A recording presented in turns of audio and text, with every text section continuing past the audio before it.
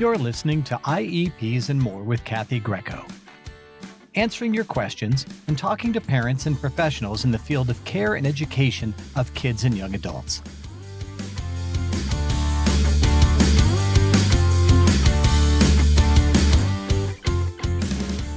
Welcome back to Kathy's conversation with Ann Cirimele.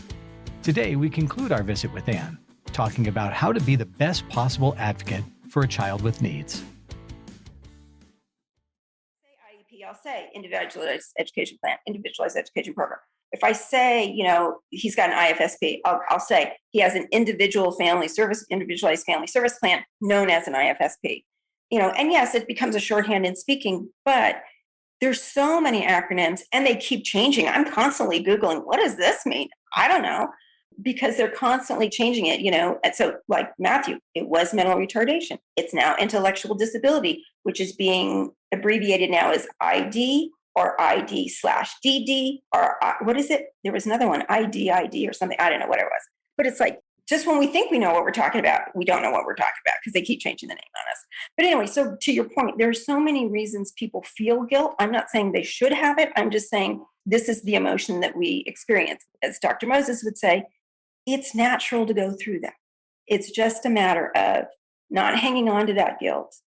You have to let go of it. You have to forgive yourself. Like exactly as you said, is whatever's happened in the past, we can't undo that. All we can do is learn from it and move on. And so we deal with the guilt part of it.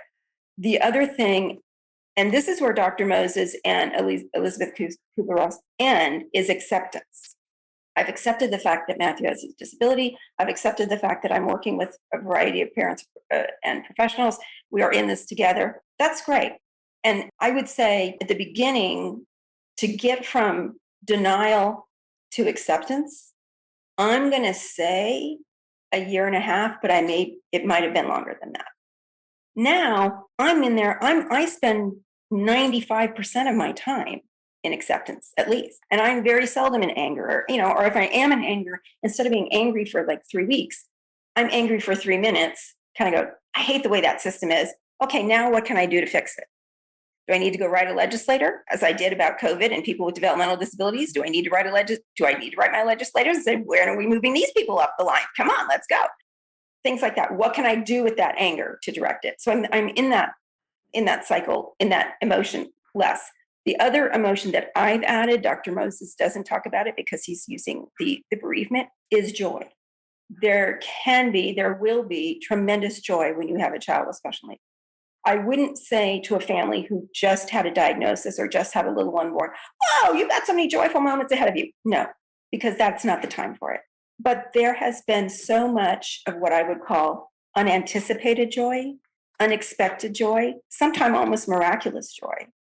Things that we thought Matthew would never do. Like I said, the doggone thing at the farmer's market, and he's eating a peach. He asked, they had samples out, and he asked, could I have some of that? And I'm thinking, finally, I said, it's a peach, Matt. He goes, okay. We're like, whereas before it was like, oh, I'm not doing that. And he ate it and he liked it. So we bought peaches. We now have peaches in our house for the first time in 36 years. Those are joyful, fabulous moments that you have to really celebrate. And the one thing I have tried to share with parents and with professionals, depending on who I was speaking to at the time, is please share the joy. Because sometimes we don't see the joy. We had an issue, I won't go into a big deal, but we had a thing where we were in a Costco store. A stranger spoke to Matthew, which normally would have meant an incredible meltdown. He was like 10 at the time. He had been working with a speech therapist for years on appropriate interactions, appropriate distancing, appropriate conversations, a lot of things. And so when it happened at Costco, and I'm a few feet away, but saw it happen, and I'm like, oh God! And we're way in the back by the where the cases of water are, way in the back. Thinking, God, all my thought was, how am I going to get him out of here? Because it's a heck of a journey to the front door. And he turned to the man who had apologized for bumping into him and said, "That's okay," and kept walking forward. Now I couldn't move because we just witnessed a miracle. This kid who should have broken down, who should have said, "What are you doing? Touch me," or should have handled it exactly the way any typically developing person would have handled it. In that moment, after I celebrate, of course, I turned to my husband and said, "Did you see that? Did you see that?" And he's hauling a big thing of water going, "What? Did I see what?" Of course, he missed the whole thing because he was reaching down and grabbed the water. Totally missed it. This was on a Sunday because, we don't want to be isolated. We don't want to live alone. We go out. Where do we go? We go to Costco on 2:00 on a Sunday afternoon. We are part of our community, right? But so I couldn't wait for Monday to get to his speech therapist and say, everything you worked on for all those years came to fruition right here at Costco. Not in 4 out of 5 attempts with 80% accuracy, none of that stuff. In the real world, In real life, with somebody he didn't know, he handled it beautifully. And I am so grateful for all of the work you've done in that little closed closet of an office that they call the speech therapy room, this little tiny, what probably been a janitor's closet in a previous life of that school. That's the stuff that I tell parents all the time. We need to share that joy when we see it, because the teachers don't see it. They don't know necessarily that he did that, and vice versa. If a teacher sees the joyful moment, have them share it with us, because we're home alone going, or home, or, when you know how it is when you pick up a kid from school. How was it? Fine. You don't really know what happened during the day. And kids with needs can't tell their parents what their day was. Exactly. I know now there's a lot of kids have little booklets in their backpacks that go back and forth, or there's a lot of parents schools that email every day, had a great day. This is what he ate. This is what he did, because for a lot of kids, their nutrition is extremely important, et cetera. That wasn't really the case when Matthew was younger, but I really encourage people, share the joy, because it's those joyful moments that keep us going in the not so joyful times. It's like, well, if he could do that, if he could eat a peach, what else can he do? And it wasn't because somebody told him to eat it. It was like he had interest in eating a food he hadn't eaten before. In the world of autism, that's about as big as it gets. Huge. So what else can he do? And, the fact he's 36. And as of, 3 days ago, he did something he'd never done before. That keeps me going. What's the next month going to bring, or next year going to bring, or the next 10 years going to bring?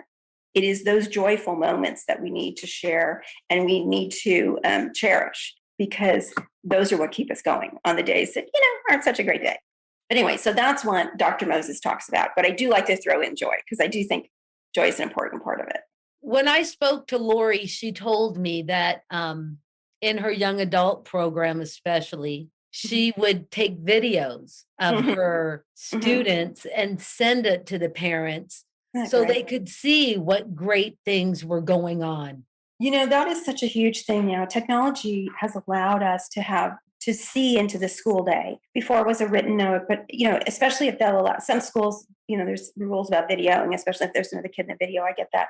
But there's somebody I know who has a little one under 3 in an early intervention program, and they will do the same thing. Well, they will send snippets of videos of just the interventionist and the child.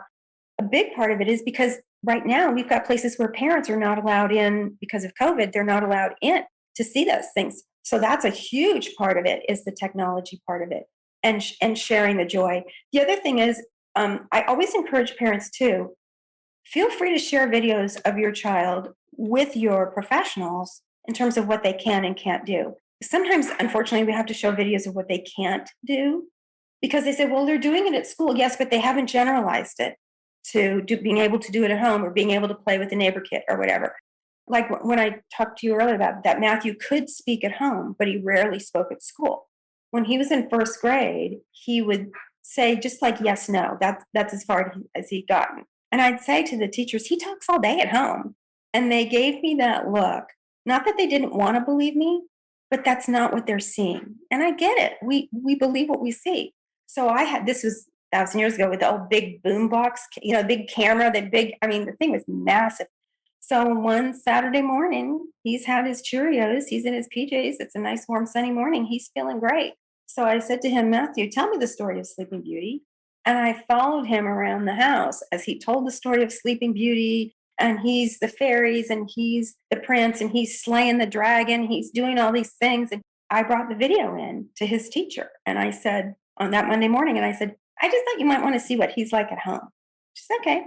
I went to pick him up at 3:00 in the afternoon, and she's standing at the doorway with hands on hips. And she says, well, that was interesting. I said, oh, you watched the tape? She says, yes. And I brought in several other teachers and the speech therapist and the adaptive PE teacher. We all watched it. And she said, I turned to Matthew and I said, you can talk. And he said, yes, I can. And she said, well, I want you to talk in the classroom from now on. And he said, okay. And he did. Sometimes it's as simple as that. But I just said he can do it. And I knew that they weren't seeing that from him. But somehow in his mind, and I don't know why, he felt like he needed permission to be the person he was at home, to be that person at school. Don't know why. But once she said, you can talk. Yes, I can. Okay, we want you to talk. Well, okay.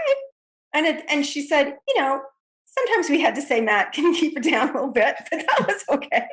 They were happy to have to do that. So it's those moments that keep you going.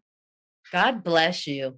Well, it's a learning experience. And I had great teachers along the way. Some literally were teachers, therapists, professionals, and a few parents. Matthew tended to be kind of the cutting edge in our district. We lived in a small district. There were only a few other parents. We were more contemporaries than, so there were kids that came behind us, their families, Were you in Stockton Unified? No, we were a smaller school district. So, and that's okay, but it has less resources. I'll tell you this, he was the first student in the district that we lived in at the time to get occupational therapy. He was not the first child to need it or that would have qualified for it, but he was the first child that got it because I had learned the law. For years, I'd been saying his hands are weak. He has no muscle. When he writes, it's not even like a preschooler. It's preschool. And I was told, oh, we don't have anything for that. We don't do anything. And it wasn't anybody being mean or malicious. I don't think they understood the law. And they knew that there was no service that their school offered. And so it was only in learning the fact that they don't have to have the service, but they sure as heck have to fund it if he needs it to achieve educational benefit, if you can tie it to educational benefit. We did that. It took me a long time to learn that. And finally, I said the magic words, I'm presenting you a letter that says I'm requesting he be assessed for occupational therapy with a specialization in sensory integration. Thank you very much. And so they went out and hired an independent therapist who made him immediately eligible for services and said, yes, he needs them to achieve educational benefit. But the first thing she said to me, to the group, when we had the meeting after the assessment was, if only I'd gotten to him 5 years ago, because she didn't know the history. She just was brought in. And that's going back to guilt. I had been saying these things for 5 years, but I didn't know the right things to say. When I said, I am requesting that he be assessed for sensory integration, that opened the doors. Right, in writing. In writing. I said it verbally, but I had it in writing and presented him with it. And the special ed director was there. And okay, we went on from there. And he received occupational therapy from then through to when he aged out. Well, and that's another thing I tell parents. Nobody's ever going to give you a menu list, right? You're never going to know everything that is available.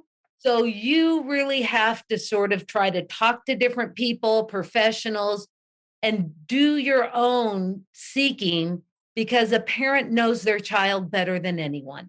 Absolutely. And part of it goes back, a lot of it, I know I'm kind of a Johnny One Note on this, but about learning the law is because, so I got Ed Code, right? And Ed Code says, and it says in Ed Code, which I love, this is not an exhaustive list.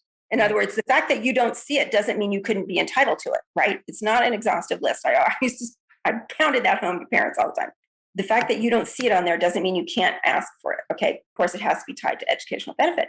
But they said things like physical therapy. Well, I knew what physical therapy. They said occupational therapy. Part of it was my error in not knowing what occupational therapy was. Because to me, again, not having a background in this and not being smart enough to look it up at the time, occupational therapy was to me like, the violinist who breaks his hand and can no longer be a violinist. He can no longer earn his occupation the way he used to, right? Or perform his occupation the way he used to, earn his livelihood. I didn't think that applied to Matthew because I didn't understand what occupational therapy was. Once I started saying, well, okay, what's this other therapy? And I did have an adaptive PE teacher who was a fabulous advocate for kids with special needs, said, well, and adaptive PE is physical, it's gross motor. You're talking about fine motor. I went, oh, okay, here's a clue. Now I need to find out what are fine motor and how do you get fine motor. That was a big clue to help getting things. Somebody gives you a little piece of information, you do a little bit more research, Even the fact that it had always been in code that occupational therapy was something he would be entitled to if it needed it for educational benefit, but I didn't understand what that was. I wish I had asked the questions much earlier, just to say to somebody saying that what is occupational therapy? Once I finally did, they said, oh, we don't have that here. I walked away not realizing, because I didn't understand fully the law then, the fact that they didn't have it didn't mean he wasn't still entitled to it. That they weren't legally obligated to provide it, to find it. To fund it, yeah. Yes. And that's what they ended up doing, is they did not provide it, but they funded it through it. How did you, all those years ago, know about sensory integration?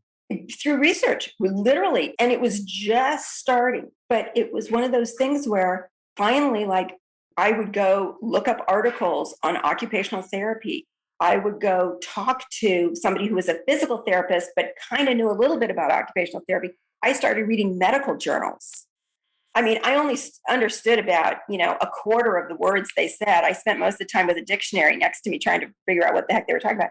But you pick up those little keys. So first I picked up fine motor, then I picked up occupational therapy, then I picked up sensory integration. It was like, whoa, what is this? This is interesting. It's all about moving to that evolution and learning from it and finding professionals who were fabulous and wanted to help children. Once you meet an occupational therapist, they're like, I'd love to work with kids like Matthew. And at the beginning, we worked with somebody who she really worked with stroke victims. She says, I've never worked with children, but I'm certified. So let's go. So we did different things. We did things formally and we did some things informally, and eventually led to the school district funding services. And like I say, he received those for the remainder of his educational career in different capacities through different vendors. I think the world has changed. I think the educational world has changed significantly in the 30 years that I've been involved with it, in that I see schools, at least the schools I've worked with, were more open about offering services. And one of the things was, after Matthew received occupational therapy, whenever I would talk to anybody who had a child whose disabilities are similar to Matthew, regardless of what school district they lived in, I said, and you might want to request a assessment for occupational therapy / sensory integration. They would ask for it, and frequently their children would qualify. About, probably 5 years after Matt started receiving his services, and a few years after I was working, I talked to a parent from the same school district I lived in, that small school district, and I started to say about occupational therapy and sensory integration. She goes, oh, we already have that. The school district got that for our child. And I just isn't that wonderful? Because amen. you know how many IEP meetings I sit in the same school district and have to tell the same IEP team the same thing that I just told them last week? So that's why I said, where we lived in a district where once they learned about it, it was something that they then shared with families. Maybe this is something we need to assess. And those are the kind of professionals you love to be working with. Yeah, because those I also have come into contact with where they don't know, right? Mm-hmm. They don't know what they don't know. Right. And in this day and age, it's not like when you started. Now, because there are so many disabilities and people are more familiar, schools have created programs. Right. And so now what happens in some occasions is they try to fit every kid into one of their programs. Right. And though those programs may actually serve a great number of the population, they are not appropriate for every kid. Right. And when you come to a team that doesn't know what they don't know, and when I try to talk to them about behavior and they haven't seen a kid who has these challenges and their eyes glaze over, right? And then finally they understand. However, we get the clinic setting, the behavioral program in the school to have the powers that be in those schools embrace it and take that program and serve other kids with it. That's the hallelujah moment, when we're all working together, learning from each other on one team. Absolutely. And my thing is, it's, to me, the heart and soul of any IEP are the goals and objectives. Because Matthew had goals and objectives, let's say for speech, right? And he was in high school and he was receiving speech twice a week for 20 minutes. One small group, one one-on-one. group session and an individual session, 20 minutes each, right? Okay. So now he's going to an adult day program served not through our district anymore, but rather through the county special education local plan area, otherwise known as the SELPA. You're Again, good, Ann. love these acronyms. Love these acronyms. Well, for most part, you say to people, "Oh yeah, the SELPA." If you ask them what it stands for, most of them don't know. Special education local plan area, but it's a county program, SELPA program. There, to your point of we have this model and we fit kids in it. They said, "Well, okay, we have speech, X number of times a month. We don't do one-on-one. We do group." Okay, let me look at his goals and objectives that needed this level of service. How do we still go to those goals and objectives and not have that level of service? Right, where's the individual in Right. individual? Say that all the time. I stands for individual. And so that now took it into, it's not what I want, because I learned long ago and far away to not talk about what I want. What does Matthew need to achieve educational benefit? As a team, we all agreed he needed this level of service in order to achieve what we hope to achieve these goals, which were realistic speech and language goals. And generally proposed by the school, right? I mean, generally the school is the one who proposes the goals or goal areas. Yeah, and we were pretty good working at them collaboratively. What does he need? Okay, especially like one of the things that I really pushed for, especially in high school, was working with this speech teacher coming into the gen ed class where Matt is sitting in a gen ed class with gen ed students. And how is his language? This was hard for a speech therapist because they're not used to doing this. But I said, it's not about how well he speaks to you or how well he speaks to the other special needs kids, some of whom he's known since kindergarten. It's how well is he going to speak to his typically developing peers. And so, God love her, because this was hard for her, she agreed to do her 20 minutes with him group in the gen ed art class. Because, once you get the instruction for what you're supposed to do at art, you sit at the table with 4 or 5 other people and you talk while you work on your art project, right?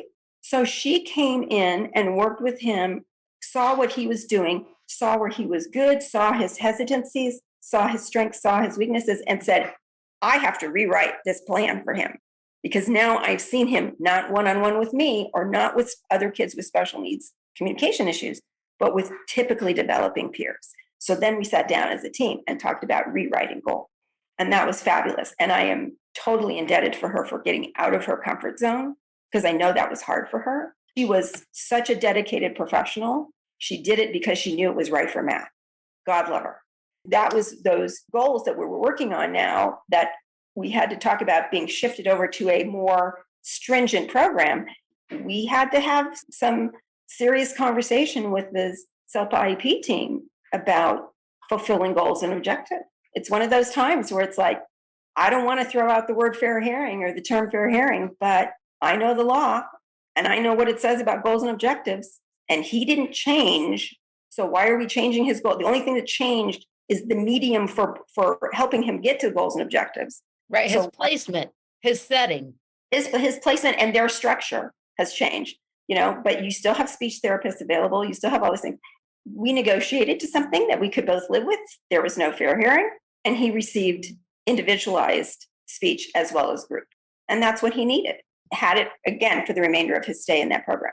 The other thing I tell parents about that topic really is that you can't only have one IEP meeting a year, because if something's off track, you've lost a year. And unless you sit into a meeting with the people working with your child and talk about the goals and objectives and where they're meeting and what's going on, the implementation of the IEP, right? Because an IEP is a paper document.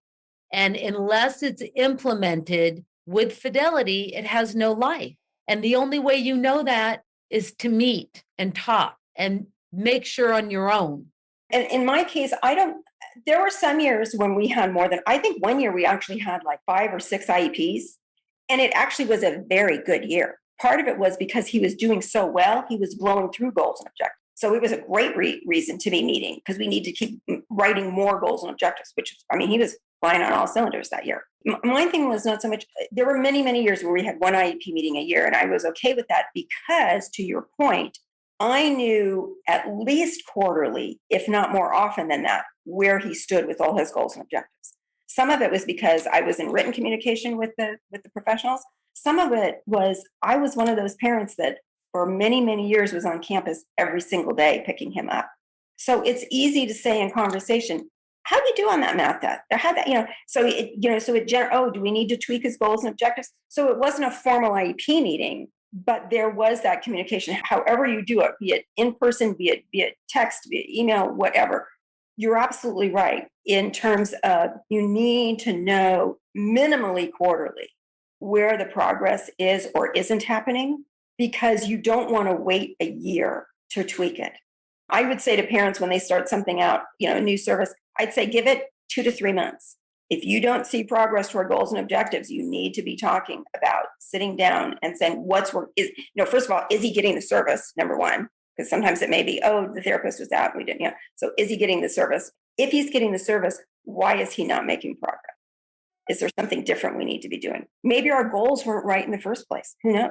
But you don't know unless you talk about it. Exactly. And unless as a parent, you inform yourself, right? Absolutely. And, coming from having spent a lot of time professionally in the early start world, birth to 36 months, those individualized family service plans, IFSPs, are every 6 months. Right. Because those children change so quickly. And I also worked a lot in the world of intense autism services for children. Those IEPs were held quarterly. That was mandated as part of that program. They were quarterly because of that exact same reason. You don't want to put a year in and find out you wasted it. If there's not progress after 3 months, let's examine why. And so, and communicate. It's like most things in life. Communication is the name of the game. Yes. If you had to give parents one piece of advice, you having been in this journey as a parent and as a professional, what is it that you would say to parents? I would say to try to surround yourself with people who are passionate about whatever skill they have. You want a passionate speech therapist. You want a passionate teacher. You want a passionate person who the fire is still burning within them. They still want to do. People got into that profession to help your child. So what can I do to help that professional help my child? Because I cannot teach my child. He does not want to learn from me. He's made that painfully obvious over the years. But he would accept things from professionals. So what can I do to make sure that I'm working with a professional? I make sure they understand Matthew. I provide them with information on autism. I provide them with information on Matthew speaks, how he speaks. When you have a special need child, it takes a metropolis. I literally know thousands of people because of Matthew over the years. Thousands. Aides, therapists, teachers, adaptive PE, speech, whatever, church people, school people, doctors, lots of doctors, psychologists, psychiatrists. There is a metropolis of people who have helped us get to where we are. And we continue always to search for those people who are going to help Matthew move forward. And if we find someone that we don't think is going to help us with that, we move on. We find a different doctor, we find a different therapist. And I would imagine over the years, you have learned to trust your instincts about your child. Yes, I don't know that I always trusted the mom voice when Matthew was young. I know I didn't. I have learned, yes, to trust the mom voice. I have also learned to recognize that I may not have the answer. Oh, he needs to do this. No, but what I need to do is raise the issue to people who have knowledge in a variety of resources. I was just talking to somebody earlier today who has an issue with a young child who's got speech issues. And she's talking about, well, maybe we need to do American Sign Language and all this. And I said, yeah, I get that. I said, have you thought about PECS, the picture exchange system? And I explained some things about it. She goes, oh my God, I completely forgot about PEC. I said, well, your little guy does not have cognitive impairment. He might think it's kind of fun to play with the cards and do this because he has not acquired language yet. So it's not that one way is the only way, but it's like I needed to let my mom brain say, I need to explore this further and I need to find people. One of the wisest things that my husband ever said was, we will listen to everybody and then we will make the decision what's best for Matthew. That is the wisest piece is. of advice. I have to go back to this parent you were just talking about. Are you familiar with the system Prolo Quota Go? Mm-mm. So No. another good thing for parents in that position to request is assistive technology assessment. Mm-hmm. And now it's like PECs, only they can put it on a little iPad. So the kid can learn, they can go to McDonald's and order their menu item. Isn't it amazing? I know this little child is like not yet 3 yet. So he's a little bitty one. But I know someone who is 25 years old on the autism spectrum, has not acquired language, but has had assistive devices a good amount of her life. It is just amazing how she can manipulate this machine to effectively communicate. It is so liberating for her. It is. And for the students who are significantly language impaired, the problem is people who are teaching them, interacting with them, sometimes have the notion that because they can't communicate, they don't know anything. There was a wonderful special ed director in this area years ago. She went on to be an assistant superintendent and just retired. But she used to tell her IEP teams, no, we have to assume they know everything. We have to teach them how to tell us what they know. Children who have not acquired language absolutely communicate. It's just a matter of learning how they communicate. For us to learn, not for them to learn, for us to learn. You know, there's a little one I know who's just turned 2 and is having significant speech issues, but she communicates very effectively. You know when she does not want to eat that food. You know when she wants to go outside. It's not the form of communication that we're hoping will be the end result. But if we honor her and respect, she's telling us very clearly what she wants. The other little piece of advice I'd throw out there is a quote from a book, a special education book, and the name of it escapes me at this moment, but it was never accept no from someone who doesn't have the power to say yes. You have to kind of let that wash over you a little bit. And that is whether it's you're sitting at an IEP meeting or talking to your insurer. It has nothing to do with special ed, really. It has to do with, there's a lot of people, when you get them on the phone, receptionists, number one, having been one, I know this for a fact. You ask them something, they go, no, we don't do that here. That may be a very true statement, but that doesn't mean they're not responsible for doing it. But it's not at her job level to know that. Right. And so, you know, that like my whole thing was like when I was talking about occupational therapy and they said, we don't do that here. Whoever was acting as administrator, it was in their job description to have known that. And unfortunately, either they didn't know it or chose not to say anything. But I needed to get to somebody who had the power to say yes. And then we made things happen. And in my case, I ended up presenting that letter to the special ed director. And suddenly we had things happen, you know. We have had a horrible problem in this area for decades with the regional centers. And that's exactly what happened. Parents will call and say, these are all the things, you know, that are going on. Mm-hmm. And the receptionist will say, oh, no, that would not qualify to be a client of the regional center. Or, oh, you know, oh, you have autism? Well, no, that's not severe enough. And parents believe that because this person who answered the phone there, who has no idea what the actual law is about assessing in that environment, just gives you that information, they take it, they close that door, and they never look back until much later when they learn, oh yeah, no, that's the place. I always talk about it's a comma, not a period. It's like, it should be, we don't provide that service here, comma, but let me get you in touch with somebody who does, or I do not know the answer to that, comma, let's move on. And unfortunately, it becomes a sentence with a period at the end instead of that comma and going on to the next phrase. I know of a school district, this is very long ago, but I know of a school district that had to pay a lot of money because the receptionist told a parent that they didn't serve a child with a specific disability when they were born. And they were 100% wrong. And that school district paid a lot of money to educate that child later on. the child's fine. Everybody's fine. It's all good. Yeah, well, and hopefully they paid some good money to educate their employees as well, because Exactly. that person wasn't doing it to be malicious. That person probably truly believed what they were saying. Well, and then this happened to be a small school district, of which there are many out there, that gave that service, that contracted that service out. The person who answered the phone had no idea.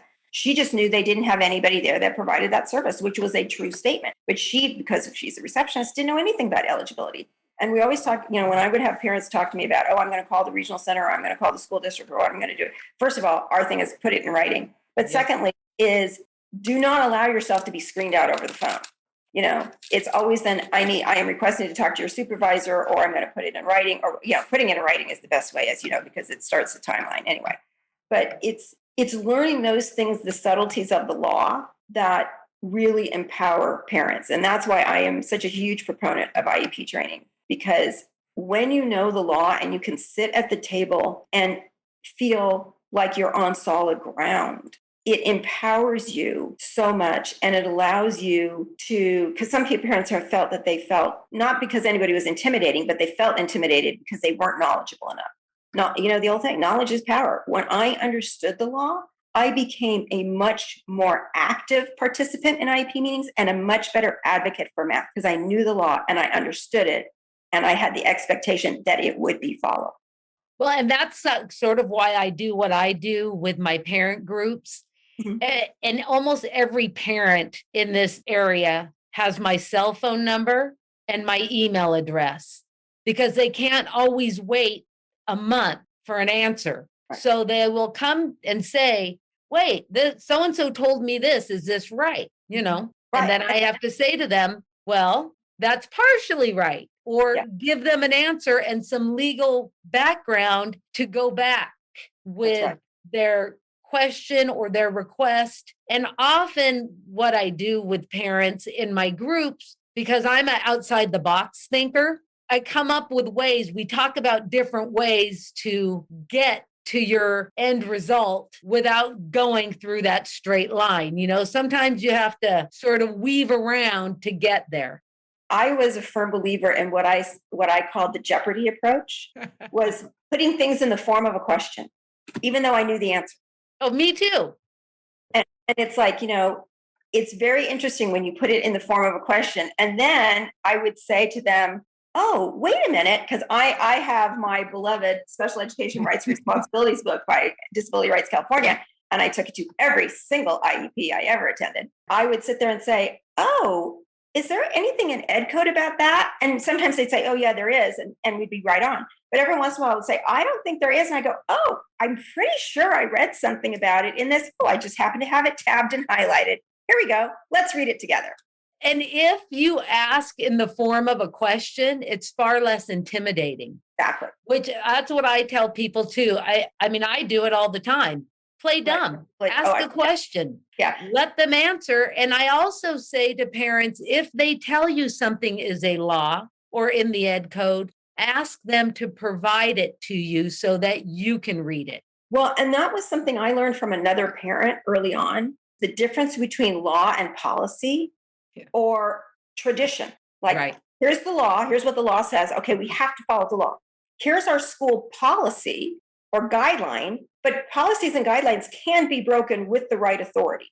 And then here's our school tradition or our agency's tradition, which may be absolutely in alignment with the law, but may not be in terms of how they interpret it. As you do, I would empower parents to say, when they say, oh, we don't, like I didn't say when they said to me, we don't do occupational therapy here. I didn't question that, and I should have. And I learned to say things like, could you show me in code where it says that? I'm still learning about code. Here's my ed book. Could you show me that? Because I couldn't find it. Could you please show me? And then they kind of go, well, I think it says it. And sometimes we'd find out I was a little bit right. They were a little bit right. One of us was wrong, whatever. But also it's like, well, that's the policy of our school district. Okay, who do I need to talk to about changing the policy, either in general or getting an exception to the policy? Never accept no from someone who doesn't have the power to say yes. Sometimes you have to go talk to the superintendent. Sometimes you have to talk to the board of trustees. I used to talk about, remember, your every school district has trustee meetings, and you're usually allowed 2 minutes of public comment. Get on the agenda, give your 2 minutes of public comment. It's very powerful. And you are amazing, really, truly amazing. Are you still working with families? I do it very, very little at this point. I do, like I speak at Lori's class, I do public speaking kind of thing, but I don't do individual advocacy anymore. All under the grace of God. Oh, yes. Yes, absolutely. Absolutely. Well, thank you so much for inviting me to speak today. And thank you for what you do for families. It warms my heart to hear that you have a parent group, because they're getting harder and harder to have. And I love that you're offering that opportunity to families to get together and talk. And I feel so blessed to do this work. You know, I always say there's the draftees and there's the volunteers. I was drafted. This was not a field I was going anywhere in. I had a whole different professional life going. I was in management. I was working in San Francisco. And then, Matthew came and I became a draftee. And I am eternally grateful to people like you who are the volunteers, who choose to go into this profession, who choose to serve our children, who choose to deal with parents like me that can be a little wackadoodle at times and have our emotions get the best of us. And sometimes maybe we might say things that later we regret on the drive home. But I am so grateful to people like you that do this, not because it's a good living, because there's a lot of other ways to make a good living, but who do it because they know, first of all, they're doing it for the betterment of humanity. But as my mother would say, they're earning their crown in heaven. You better believe it. But also here on earth, because Yes. People often ask, do you have kids? And I always answer and say, yeah, I have like 100. And their eyes get this big. And I say, don't worry, I don't have to pay for college for any of them. That's right. That's right. But it's given my life so much meaning, truly, that I'm so grateful, and so grateful to people like you who share their story, because this is where the power is. Absolutely. We learn through each other. That's why I think support is so important. It doesn't mean that we have to become best friends. We have to agree on everything. And I like the diversity. I like having people with divergent opinions, because that's how we learn. But there is this bond, whether, when this child that you prayed for, longed for, and had now has something that is probably going to affect them for a good part, if not all of their life. That's a very bonding thing when you have another parent who you can share that with. And when you find those professionals like yourself, who have dedicated their lives to them, those are the people who we hold you guys in our heart for all our lives. Because when you have helped our child, you have helped our family, you have helped our life, you have helped us move on. And that's a huge deal for us. And we don't take that lightly. We remember you. But I say that often to lawyers who work for the school district. I always tell them my job is way harder than your job, because I am dealing with a parent who is trying to help their child. You might go 2 months with a toothache for yourself because you're too busy to deal with it. But God forbid your child be in a tiny amount of pain. You are going to get to the bottom of that. And so my responsibility as somebody you trust with your kid is to take those very same action that you would take if you knew how to do it. That's exactly right. That's right. The parents put their faith in their hands, and I get, for you, it's a great responsibility in terms of, I know that you take that responsibility very seriously. I do. And I take it very personally. I say things in IEP meetings sometimes. I don't ever regret it in the drive home, but things I know parents wish they could say. Not often. People have told me, I've never heard you cuss. I said, well, Anyway, I really appreciate you and appreciate all that you do. So thank you. And thank you for sharing your time with me. Thanks, Kathy. It's been a delight.